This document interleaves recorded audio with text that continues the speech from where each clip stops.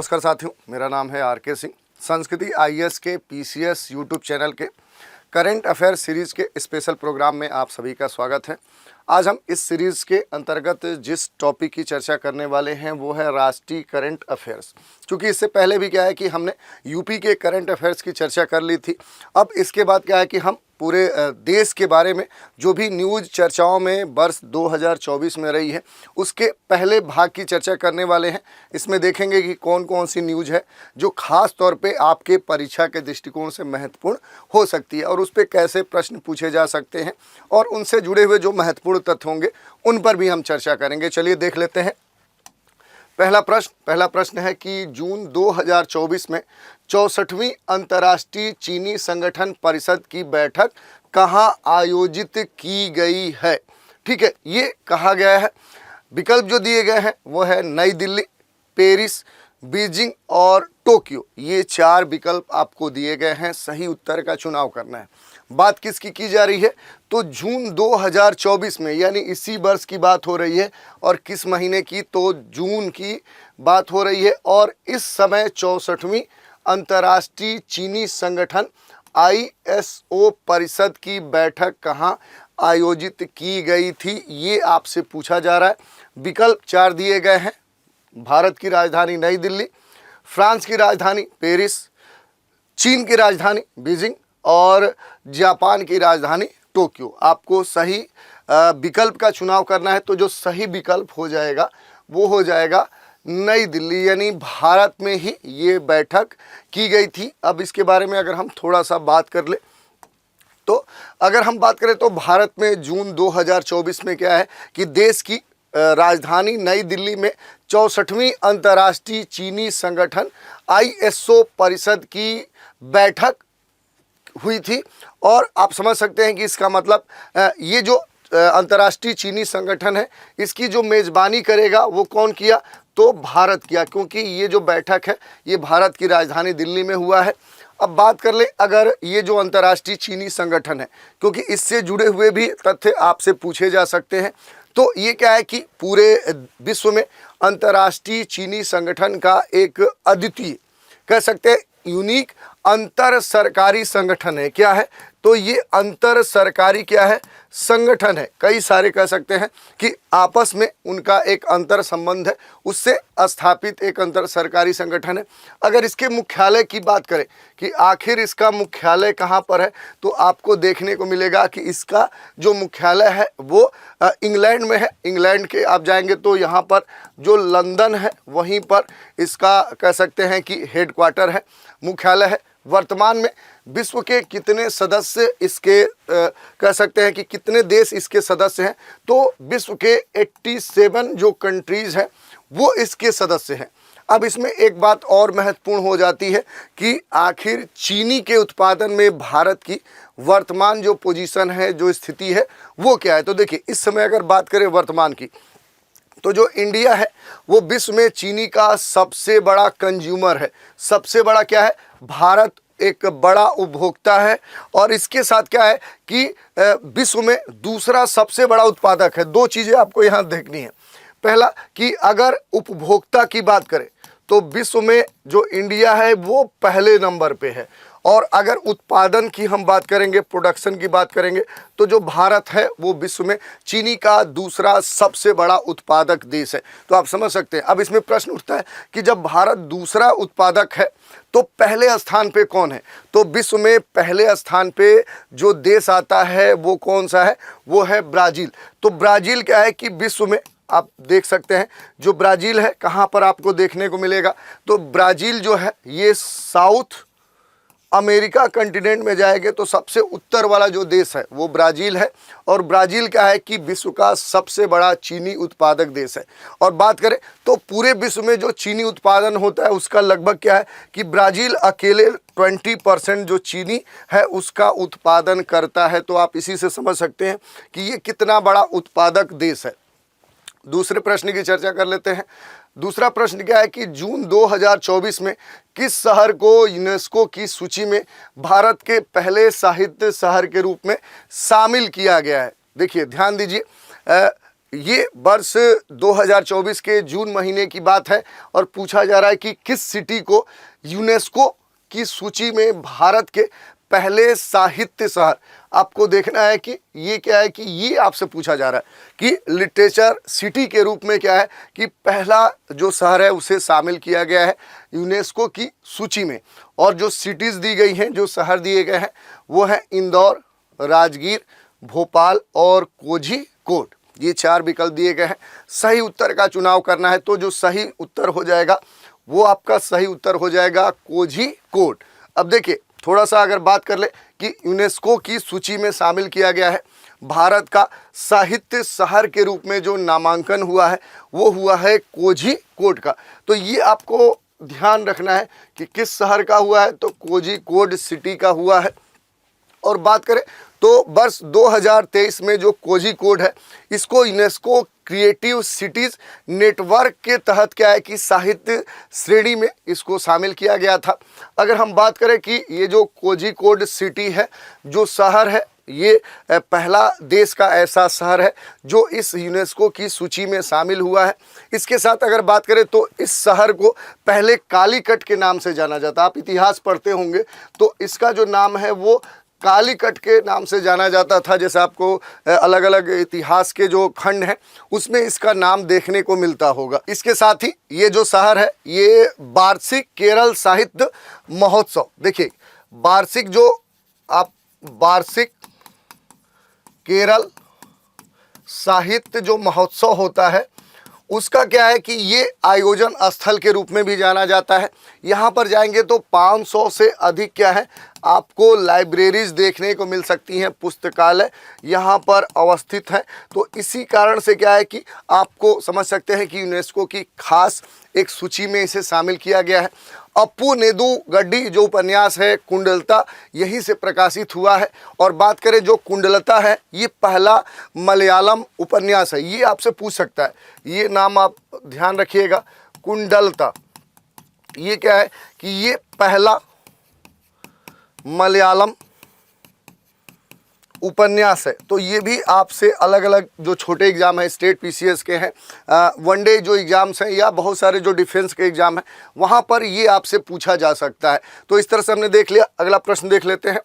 अगला प्रश्न है कि जून 2024 में किस केंद्र शासित प्रदेश को पूर्ण कार्यशील साक्षरता प्राप्त करने वाली प्रशासनिक इकाई घोषित किया गया है?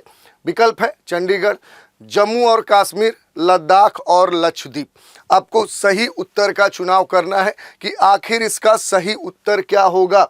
जून 2024 में किस केंद्र शासित प्रदेश को पूर्ण कार्यशील साक्षरता प्राप्त करने वाली प्रशासनिक इकाई के रूप में कह सकते हैं कि घोषित किया गया है? जो सही उत्तर आपका हो जाएगा लद्दाख।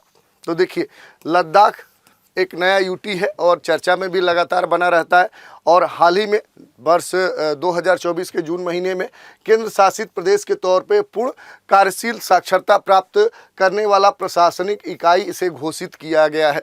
तो ये चर्चा में है। इसके बारे में अगर कुछ अन्य महत्वपूर्ण बातों की चर्चा करें तो जो लद्दाख है इसके जो उपराज्यपाल हैं वो कौन है, ये भी आपसे पूछ सकता है। जो लद्दाख है इसके उपराज्यपाल कौन है, आप बताइए कौन है? तो देखिए, इसके जो बीडी मिश्र हैं वही क्या है, बीडी जो मिश्र है वो क्या है कि वो यहाँ के राज्यपाल हैं। ये आपसे पूछा जा सकता है और उन्होंने ही ये घोषणा की है। और इस घोषणा के द्वारा अगर हम बात करें तो ये जो घोषणा है ये उल्लास नव भारत साक्षरता कार्यक्रम के तहत किया गया है। तो ये भी पूछा जा सकता है कि उल्लास नव भारत साक्षरता, इसी कार्यक्रम के तहत बात करें तो 97% से अधिक लिटरेसी यहाँ दर्ज की गई है। कितना? 97%, 97% से अधिक यहाँ पर साक्षरता दर्ज की गई है। उसके बाद से ये जो कह सकते हैं कि इसके नाम कह सकते हैं ये सम्मान जुड़ चुका है। अगला प्रश्न देख लेते हैं। अगला प्रश्न क्या है? प्रश्न संख्या 4। ये क्या कह रहा है? तो जून 2024 में भूमिगत कोयला गैसीकरण के लिए भारत की पहली पायलट परियोजना कहाँ शुरू की गई है? देखिए, ध्यान से आपको क्वेश्चन पढ़ना है। जून माह में यानी इसी वर्ष के भूमिगत कोयला, देखिए भूमिगत कोयला गैसीकरण के लिए भारत की पहली जो पायलट परियोजना है वो कहाँ शुरू की गई है। जो विकल्प दिए गए हैं वो उड़ीसा है, झारखंड है, असम है, छत्तीसगढ़ है। ये 4 विकल्प दिए गए हैं। सही उत्तर का चुनाव आपको करना है कि आखिर वो कौन सा स्थान है। तो देखिए जो सही उत्तर हो जाएगा वो हो जाएगा झारखंड राज्य। झारखंड राज्य को क्या है कि भूमिगत गैस या भूमिगत कोयला गैसीकरण के लिए क्या है कि भारत का पहला पायलट परियोजना के तहत पे इसका चुनाव किया गया है और इस कारण से ये चर्चा में भी है। तो ये अगर बात करें इसके बारे में तो कोयला जो मिनिस्ट्री है भारत के, जो केंद्र सरकार के अंतर्गत जो कोयला मंत्रालय है, उसी ने झारखंड में भूमिगत कोयला गैसीकरण के लिए भारत की पहली पायलट कह सकते हैं परियोजना शुरू की है। तो देखिए इसमें क्या है कि आपको ये भी पूछ सकता है कि आखिर ये जो योजना है वो कौन शुरू किया है। तो कोयला मंत्रालय, कोल मिनिस्ट्री क्या किया है, उसी ने ये जो पायलट परियोजना है उसे शुरू किया है। ये जो पहल है इसका उद्देश्य आपसे पूछा जा सकता है कि आखिर इसका एम क्या है, उद्देश्य क्या है। तो 2-3 चीज़ें होती हैं। जो भी कार्य किए जाते हैं वो किसी खास लक्ष्य या उद्देश्य को ध्यान में रखते हुए किया जाता है और ये भी जो पायलट प्रोजेक्ट चलाया जा रहा है, जो कोल मिनिस्ट्री के द्वारा चलाया जा रहा है, इसका उद्देश्य जो है कोयला उद्योग में क्रांतिकारी बदलाव लाना, बड़े स्तर के बदलाव लाना। और ख़ास तौर पे आप देख सकते हैं कि झारखंड, उड़ीसा ऐसे जो राज्य हैं जहाँ पर पहले से कोयला काफ़ी उसका रिच है, वहाँ आप देख सकते हैं कि स्रोत वाले ये राज्य हैं और इसी कारण से इसमें झारखंड का चुनाव किया गया है। इसके साथ अगर बात करें तो कोयला गैसीकरण का उपयोग कर इसे औद्योगिक जो अनुप्रयोग हैं उसके लिए जो मेथेन है, हाइड्रोजन है, कार्बन मोनोऑक्साइड है और कार्बन डाइऑक्साइड है, ऐसे जो विभिन्न कह सकते हैं गैसें हैं, इन मूल्यवान गैसों को परिवर्तित किया जाएगा। तो इससे क्या है और इनका जो उपयोग है वो कई सारे क्षेत्रों में किया जाएगा। तो इस तरह से हमने देख लिया। अगला प्रश्न देख लेते हैं, प्रश्न संख्या 5। ये क्या कह रहा है कि वह राज्य जिसने जून 2024 में बहन बेटी स्वावलंबन प्रोत्साहन योजना की शुरुआत की है। ये एक योजना है, कार्यक्रम है और पूछा जा रहा है कि इन 4 राज्यों में से वो कौन सा राज्य है जिसने जून 2024 में बहन बेटी स्वावलंबन प्रोत्साहन योजना प्रारंभ किया है। विकल्प है बिहार, झारखंड, उत्तराखंड और महाराष्ट्र। सही उत्तर का चुनाव आपको करना है। सही जो उत्तर हो जाएगा इसका भी उत्तर होगा झारखंड राज्य। झारखंड राज्य ने ही क्या है कि बहन बेटी स्वावलंबन प्रोत्साहन योजना प्रारंभ किया है। इस कारण से ये चर्चा में है। इसके बारे में देखें तो मुख्यमंत्री बहन बेटी स्वावलंबन योजना झारखंड राज्य के सरकार के द्वारा ये संचालित एक विशेष कार्यक्रम है। ठीक है, ये उन महिलाओं को हर महीने 1000 की आर्थिक सहायता प्रदान करता है जिन्हें राज्य में मौजूद पेंशन योजनाओं का लाभ नहीं मिलता है। ये ध्यान देना है कि ये योजना किनको लाभ प्रदान करता है। तो राज्य में मौजूद जो पेंशन योजनाएं हैं जिनका लाभ जिन लोगों को नहीं मिलता है, जो वंचित हैं इस पेंशन योजना से, उनको इसके अंतर्गत लाया गया है। इस योजना का जो लाभ होगा वो 25 वर्ष से लेकर 50 वर्ष तक की आयु की जो महिलाएं हैं उनको प्रदान किया जाएगा और इसी कारण से ये चर्चा में है भी। तो ये हमने देख लिया। अगला प्रश्न देख लेते हैं, प्रश्न संख्या 6। प्रश्न संख्या 6 क्या कह रहा है इसके बारे में अगर हम देखें तो वह राज्य जिसके सभी जिलों में 1 जुलाई 2024 से क्या कहा जा रहा है कि प्रधानमंत्री कॉलेज ऑफ एक्सीलेंस की शुरुआत की गई है, ये पूछा जा रहा है। और विकल्प जो दिए गए हैं मध्य प्रदेश, उत्तर प्रदेश, उत्तराखंड और राजस्थान। आपको बताना है कि इनमें से कौन सा राज्य है जिसके सभी जिलों में 1 जुलाई 2024 से प्रधानमंत्री क्या कॉलेज ऑफ एक्सीलेंस की शुरुआत की गई है। विकल्प है मध्य प्रदेश राज्य, उत्तर प्रदेश राज्य, उत्तराखंड राज्य और राजस्थान राज्य। सही उत्तर का चुनाव आपको करना है कि आखिर सही उत्तर क्या है। तो इसका जो सही उत्तर हो जाएगा वो हो जाएगा एमपी यानी मध्य प्रदेश। अब देखिए इसके बारे में अगर बात करें कि प्रधानमंत्री कॉलेज ऑफ जो एक्सीलेंस है ये कहाँ के द्वारा चलाया जा रहा है, तो मध्य प्रदेश राज्य के सरकार के द्वारा ये चलाया जा रहा है। मध्य प्रदेश में जो 55 जिले हैं, ये भी आपसे पूछा जा सकता है कि एमपी में कितने डिस्ट्रिक्ट हैं, तो एमपी में 55 जिले हैं और इन सभी जिलों में आपको क्या देखने को मिलेगा कि प्रधानमंत्री उत्कृष्टता महाविद्यालय, जो ये कहा जा रहा है कि इसके बारे में ये कहा जा रहा है प्रधानमंत्री कॉलेज ऑफ एक्सीलेंस, ठीक है, यानी प्रधानमंत्री उत्कृष्टता जो महाविद्यालय है उसका उद्घाटन किया गया और एमपी के सभी जिलों में, ठीक है, ऐसा नहीं है कि कुछ जिलों की बात की जा रही है, एमपी के सभी जिलों में इस कार्यक्रम का उद्घाटन किया गया है। केंद्रीय मंत्री जो अमित शाह हैं, अगर बात करें तो जो अमित शाह हैं, और ये कौन से मिनिस्टर है ये भी आपको जानना चाहिए, होम मिनिस्टर, गृह मंत्रालय इनके अंतर्गत आता है, ये गृह मंत्री है अपने देश के भारत सरकार के, और इन्होंने ही यानी देश के जो होम मिनिस्टर हैं अमित शाह, इन्होंने इंदौर के अटल बिहारी वाजपेयी शासकीय जो महाविद्यालय है, जहां पर कला एवं वाणिज्य महाविद्यालय है, वहां पर एक कार्यक्रम कह सकते हैं वर्चुअल तौर पे संचालित किया गया और उसी दौरान उन्होंने वर्चुअल तरीके से इस कार्यक्रम का उद्घाटन किया। इन एक्सीलेंस कॉलेज में नई शिक्षा, जो नई एजुकेशन पॉलिसी है उसके तहत सभी कोर्स प्रारंभ किए जा रहे हैं, उपलब्ध कराए जा रहे हैं। तो ये एक विशेष बात है कि इस कार्यक्रम के तहत, इस प्रोग्राम के तहत अगर बात करें तो जो देश में न्यू एजुकेशन पॉलिसी है उसके तहत जितने भी कोर्स हैं वो सारे इस विद्यालय में, इन विद्यालयों में उपलब्ध कराए जाएंगे और इस कारण से ये चर्चा में है। अगला प्रश्न देख लेते हैं, प्रश्न संख्या 7 क्या कह रहा है कि हाल ही में कौन fast track immigration trusted traveller programme FTI TTP शुरू करने वाला देश का पहला हवाई अड्डा बन गया है। देश के जो महत्वपूर्ण हवाई अड्डे हैं जैसे राजीव गांधी अंतर्राष्ट्रीय हवाई अड्डा, अब आपको बताना है कि कहाँ पर यह अवस्थित है। दूसरा इंदिरा गांधी अंतर्राष्ट्रीय हवाई अड्डा, इसको तो जानते ही होंगे। सी है छत्रपति शिवाजी अंतर्राष्ट्रीय हवाई अड्डा और डी है नेताजी सुभाष चंद्र बोस अंतर्राष्ट्रीय हवाई अड्डा। पूछा जा रहा है कि इन चारों हवाई अड्डों में से कौन सा है जो हाल ही में fast track immigration trusted traveller programme शुरू किया है और देश का पहला वो हवाई अड्डा भी बन गया है। तो जो सही उत्तर आपका हो जाएगा वो हो जाएगा बी, यानी इंदिरा गांधी अंतर्राष्ट्रीय हवाई अड्डा। कहाँ पर है ये आपको बताना है और इसके बारे में आपको जो जानकारी है वो भी बताइए। अब इसके बारे में अगर हम थोड़ा सा बात करें तो यह केंद्र सरकार की एक पहल है, एक इनिशिएटिव है जो तीव्र, सुचारू और सुरक्षित आव्रजन मंजूरी के लिए बनाई गए हैं। इससे पूर्व सत्यापित यात्रियों के लिए शीघ्र उत्प्रवास और आव्रजन मंजूरी प्रदान करके हवाई अड्डों पर भीड़ भाड़ को कम करने में मदद मिलेगी। दूसरी बात करें तो गृह मंत्रालय ने FTI TTP के लिए नागरिक उड्डयन मंत्रालय और आव्रजन ब्यूरो के साथ सहयोग भी किया है। अब इसमें आपके लिए एक होम असाइनमेंट है कि आखिर नागरिक उड्डयन मंत्रालय के मंत्री कौन है, ये आपको बताना है। चलिए अगला प्रश्न देख लेते हैं, प्रश्न संख्या 8 क्या कह रहा है तो देखिए, 18वीं लोकसभा का प्रोटेम स्पीकर किसे बनाया गया है। ठीक है, ये प्रश्न पूछा जा रहा है। जो विकल्प है वो है जगत प्रकाश नड्डा, बी है भर्तृहरि महताब, सी है ओम बिरला और डी है मल्लिकार्जुन खड़गे। किसे बनाया गया ये आपको बताना है। सही उत्तर का चुनाव करना है कि 18वीं जो लोकसभा चल रही है इसका प्रोटेम स्पीकर, और आपके लिए ये भी है कि आखिर प्रोटेम स्पीकर होता क्या है।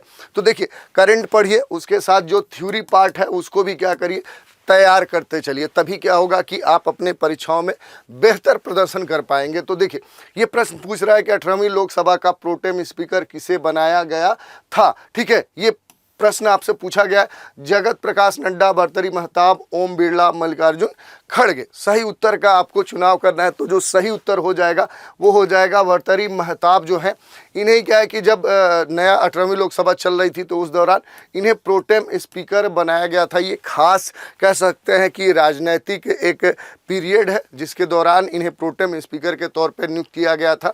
अगर थोड़ा सा संक्षिप्त में हम बात कर लें तो जो प्रोटेम शब्द है ये लैटिन वर्ड से आता है। क्या अगर बात कर लें थोड़ा सा इसके बारे में तो देखिए, जो प्रोटेम शब्द है ये जो वर्ड है ये क्या है, एक लैटिन वर्ड है। ये आपको ध्यान देना है, ये क्या है, एक लैटिन शब्द है और प्रो टेम्पोर से लिया गया है। ये भी कभी भी पूछ देता है।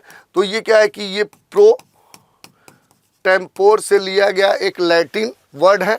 और बात करें कि आखिर इस वर्ड का मीनिंग क्या है, इसका अर्थ क्या है, तो तो सामान्य तौर पे देखें तो कुछ समय के लिए, इसका होता है समटाइम्स, ठीक है, कुछ समय के लिए, कुछ समय के लिए। तो क्या है कि जो लोकसभा स्पीकर हैं उसके कुछ समय के लिए जिसे नियुक्त किया जाता है उसे ही प्रोटेम स्पीकर कहा जाता है। और हाल ही में भर्तृहरि जो महताब हैं इन्हें कुछ समय के लिए लोकसभा स्पीकर नियुक्त किया गया था, जिसे सामान्य तौर पे हम प्रोटेम स्पीकर कहते हैं, और ये राष्ट्रपति के द्वारा की जाती है। ये भी आप ध्यान रखिए, ये जो प्रोटेम स्पीकर है इसकी जो नियुक्ति है ये किसके द्वारा की जाती है, तो ये प्रेसिडेंट के द्वारा की जाती है। ये जो पद है कोई अस्थाई पद नहीं है, ये क्या है, एक अस्थाई पोस्ट होती है, एक पद होता है जो लोकसभा अध्यक्ष के चुने जाने तक क्या है कि ये उसके पद पे कार्य करता है। ये जो है नवनिर्वाचित सांसदों को शपथ दिलाते हैं। और इसके साथ क्या है कि जो संसदीय परंपरा है उसके अनुसार सदन के जो वरिष्ठतम, जो सबसे सीनियर सदस्य होते हैं उन्हें ही सामान्य तौर पे प्रोटेम स्पीकर बना दिया जाता है। तो ये हमने देख लिया कि आखिर प्रोटेम स्पीकर होता क्या है। तो अगर बात करें तो समटाइम्स, कुछ समय के लिए, अगर जब तक लोकसभा स्पीकर का चुनाव नहीं हो जाता तब तक जो सदन के सबसे सीनियर, सबसे एजेड जो व्यक्ति हैं, अनुभवी व्यक्ति हैं, उन्हें क्या है कि अस्थायी तौर पे कह सकते हैं लोकसभा अध्यक्ष के तौर पद पे नियुक्त कर दिया जाता है, जो क्या करता है कि जो विभिन्न उससे संबंधित कार्य हैं उनका निर्वहन करता है। अगला प्रश्न देख लेते हैं। अगला प्रश्न क्या है, अगले प्रश्न को हम देख लेते हैं 9 नंबर का प्रश्न। ये क्या कह रहा है कि वर्ल्ड क्राफ्ट काउंसिल ने भारत के किस शहर को जून 2024 में वर्ल्ड क्राफ्ट सिटी का टैग प्रदान किया है। ठीक है, ये प्रश्न पूछा जा रहा है। विकल्प है श्रीनगर, कोझिकोड, इंदौर और लखनऊ। सही उत्तर का चयन आपको करना है कि वर्ल्ड क्राफ्ट काउंसिल ने, किसने, तो वर्ल्ड क्राफ्ट काउंसिल ने भारत के किस सिटी को वर्ष 2024 का वर्ल्ड क्राफ्ट सिटी का टैग प्रदान किया है, ये आपसे पूछा जा रहा है। और जो विकल्प दिए गए हैं श्रीनगर है, कोझिकोड है, इंदौर है और यूपी का लखनऊ है। सही उत्तर का आपको चुनाव करना है। तो ये टैग किसे प्राप्त हुआ है, तो ये टैग मिला है श्रीनगर को। थोड़ा सा देख लेते हैं। वर्ल्ड क्राफ्ट जो काउंसिल है इसने श्रीनगर को विश्व शिल्प शहर, किस नाम से, तो विश्व शिल्प शहर, वर्ल्ड क्राफ्ट सिटी का टैग दिया है। और किसने दिया है, तो वर्ल्ड क्राफ्ट जो काउंसिल है इसी ने श्रीनगर को दिया है। किसे दिया है, तो ये श्रीनगर जो सिटी है उसे प्राप्त हुआ है। और अब ये क्या है कि ये मान्यता प्राप्त करने वाला जो श्रीनगर है ये भारत का 4th सिटी बन गया। इससे पहले क्या है कि 3 अन्य शहरों को क्या है कि ये कह सकते हैं टैग प्राप्त हो चुका है। इससे पहले अगर बात करें तो जयपुर, 3 जो शहर हैं, पहला कौन सा है, वो है जयपुर। दूसरा जो शहर है वो कौन सा है, तो मलपुरम। ठीक है, दूसरा जो है वो है मलपुरम। और तीसरा जो शहर है वो मैसूर है। इनको पहले क्या है कि ये टैग प्राप्त हो चुका है। और इसी श्रेणी में जो चौथा शहर है वो आपका श्रीनगर है, जिसे अब विश्व शिल्प शहर के रूप में जो वर्ल्ड क्राफ्ट काउंसिल है उसने टैग प्रदान किया है। वर्ष 2021 में श्रीनगर शहर को शिल्प और लोक कलाओं के लिए जो यूनेस्को की क्रिएटिव सिटी नेटवर्क है UCCN है उसके हिस्से के रूप में एक रचनात्मक शहर के रूप में नामित किया गया है। और अब फिर से वर्ल्ड क्राफ्ट काउंसिल ने कह सकते हैं कि विश्व शिल्प शहर के रूप में इसे टैग प्रदान कर दिया है। तो इस कारण से ये चर्चा में है। अगला प्रश्न देख लेते हैं। आज के एपिसोड का ये अंतिम प्रश्न होगा। कह रहा है 25 जून 2024 को केंद्रीय स्वास्थ्य मंत्री JP नड्डा ने डायरिया से जुड़े किस अभियान का शुभारंभ किया है। ठीक है, पूछा जा रहा है 25 जून 2024 को केंद्रीय स्वास्थ्य मंत्री JP नड्डा ने डायरिया से जुड़े किस अभियान का शुभारंभ किया है, किसे प्रारंभ किया गया है। विकल्प दिए गए हैं डायरिया मुक्त कार्यक्रम 2024, डायरिया के विरुद्ध जंग 2024, राष्ट्रीय डायरिया उन्मूलन अभियान 2024 और राष्ट्रीय स्टॉप डायरिया अभियान 2024। सही उत्तर का आपको चुनाव करना है। तो जो सही उत्तर हो जाएगा कि 25 जून 2024 को केंद्रीय स्वास्थ्य मंत्री जो JP नड्डा है, ये भी आप ध्यान रखिए कि आखिर केंद्रीय स्वास्थ्य मंत्री कौन है, सेंट्रल हेल्थ मिनिस्ट्री के मंत्री कौन है, तो JP नड्डा है। और इन्होंने डायरिया से जुड़े किस अभियान की शुरुआत की है, तो वो अभियान है राष्ट्रीय स्टॉप डायरिया अभियान 2024। इसके बारे में थोड़ा सा देख ले। देखिए, national launch of stop diarrhoea campaign 1 जुलाई से 31 अगस्त 2024, जिसका उद्घाटन देश के हेल्थ मिनिस्टर जो जेपी नड्डा है उन्होंने किया है। इनके द्वारा इस कार्यक्रम को प्रारंभ किया गया है। अगर बात करें कि आखिर ये जो प्रोग्राम है ये महत्वपूर्ण हो सकता है कि आखिर इसका एम क्या है, इसका उद्देश्य क्या है, तो बचपन में होने वाली जो बच्चों को डायरिया बीमारी है उससे जो बच्चों की मृत्यु हो जाती है उसको पूरी तरह से समाप्त करना, यानी डायरिया से मरने वाले जो बच्चों की संख्या है उसको शून्य पर लाने के लिए ये प्रोग्राम देश के हेल्थ मिनिस्टर के द्वारा प्रारंभ किया गया है।